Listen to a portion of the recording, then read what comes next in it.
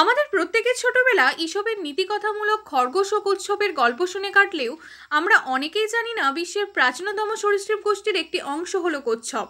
এই প্রাণীটি সাপ, কুমির এবং অ্যালিগেটরদের চেয়েও অনেক আগে পৃথিবীতে এসেছে।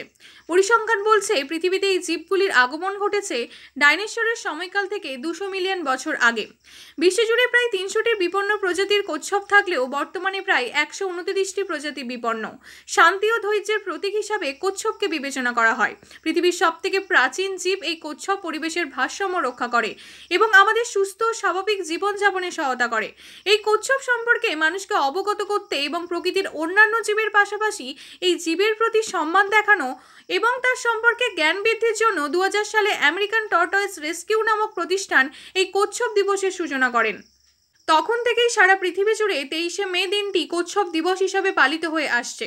তাই এই দিনটির গুরুত্ব সাধারণ মানুষের কাছে পৌঁছে দিতে আজ পশ্চিমবঙ্গ প্রকৃতি পরিষদের উদ্যোগে বাগনান 1 নম্বর ব্লক অফিস প্রাঙ্গণে পালিত হলো বিশ্ব কচ্ছপ দিবস।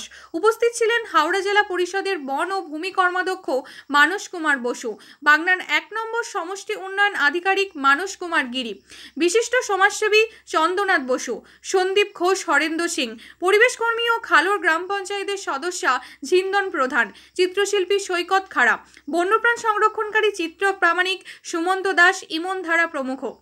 এই দিন স্থানীয় পড়ুয়ারা কচ্ছপ সংরক্ষণের বার্তা দিয়ে নিজ হাতে পোস্টার তৈরি করে, ছাত্রছাত্রীদের সচেতনতামূলক লিফলেট বিলি করা হয় এবং উদ্ধার করা একটি তিলা কাছিমকে একটি নিরাপদ জলাশয়ে মুক্ত করে কচ্ছপ সংরক্ষণের বার্তা দেওয়া হয়।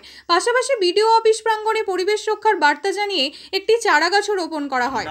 আজকে এই কচ্ছপ দিবসে এটুকুই বার্তা দিতে চাই যে দয়া করে কোনো রকম কচ্ছপ বা কাছিমকে কেউ বাড়িতে অ্যাকুরিয়ামে পুষবেন না, বা গ্রামের দিকে একটা প্রচলন আছে কচ্ছপকে মেরে খাওয়া, সেটা একদমই করবেন না। কারণ ভারতীয় বন্যপ্রাণ সংরক্ষণ আইনে যে কোনো বন্যপ্রাণী এবং তার সাথে এই জলজ বাস্তুতন্ত্রের গুরুত্বপূর্ণ অঙ্গ কচ্ছপকে কিন্তু ধরা, মারা বা খাওয়া আইনত অপরাধ।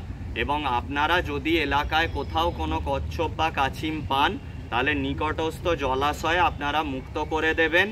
এবং আমরা যার কাছ থেকে কচ্ছপটি পেয়েছি, আমাদের ছোট ভাই অর্কজিৎ বসু এবং সৌমদীপ হাজরা, তাকেও আমরা অনেক ধন্যবাদ জানাই। এবং এটি একটি ইন্ডিয়ান ফ্ল্যাপসেল টাটেল বা তিলা কাছিম। তো গ্রাম বাংলায় এই কাছিমটাকেই আমরা বেশি পাই। তো আমরা কাছিমটিকে তার স্বাভাবিক আবাসস্থল আমাদের বিশিষ্ট জনেদের উপস্থিতিতে এবং ছোট ছোট বাচ্চাদের উপস্থিতিতে আমরা কাছিমটাকে তার পুনরায় স্বাভাবিক আবাসস্থল জলাশয়ে মুক্ত করে দেব। সবাই বন্যপ্রাণকে ভালোবাসুন, পরিবেশকে রক্ষা করুন। উদ্ধার হওয়া কাছিমটা আমাদের বিডিও স্যার, আমাদের জেলা পরিষদের বনভূমির কর্মাধ্যক্ষ মানস কাকু এবং চন্দ্রনাথ বসু এবং বাকিদের উপস্থিতিতে আমরা একটি সুস্থ জলাশয়ে তার আবাসস্থলে তাকে মুক্ত করে দিচ্ছি। আসতে